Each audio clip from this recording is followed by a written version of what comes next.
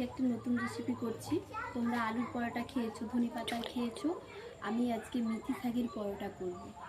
শাকগুলোকে বেছে নিচ্ছি, অনেকদিন করবো বলে করা হয়নি, তাই একটু শুকিয়ে গেছে, ও ঠিক করে আমি করে নেব। তো শাকগুলোকে এখন বেছে নিচ্ছি। শাকগুলোকে এখন ছোটো ছোটো করে কুচিয়ে নিচ্ছি। তোমরা যতটা পারবে ছোটো ছোটো করে কুচিয়ে নেবে। আমার শাকগুলো কাটা হয়ে গেছে, এখন আমি ধুয়ে নিচ্ছি ভালো করে।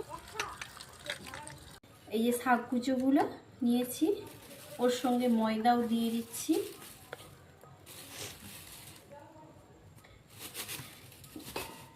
এবার একটু তেল দিয়ে দেব, যেমন পরিমাণ শাক সেই পরিমাণ মতো ময়দা নেবে। তেল দিয়ে দিলাম, দিয়ে দিচ্ছি। এতে মিষ্টি দেওয়ার দরকার নেই, যেহেতু শাক তো তাই জন্য মিষ্টি দিলাম না।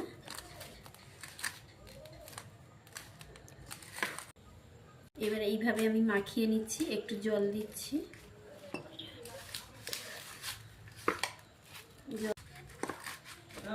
আমার এখন এগুলো মাখানো হয়ে গেছে। এবার আমি টিগলি করব। আমার এই গোল করা হয়ে গেছে, এবার আমি বেলে নেব এক এক করে। এইভাবে বেলে নিচ্ছি।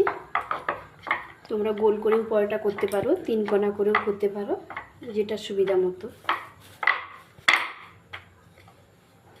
গরম হয়ে গেছে, এবার আমি দিয়ে দিচ্ছি।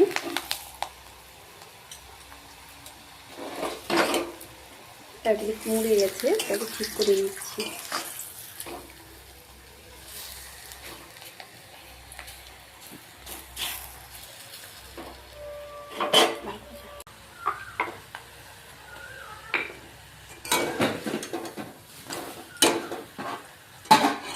এটা হয়ে গেছে ভাজা, এইভাবে তুলে নিচ্ছি।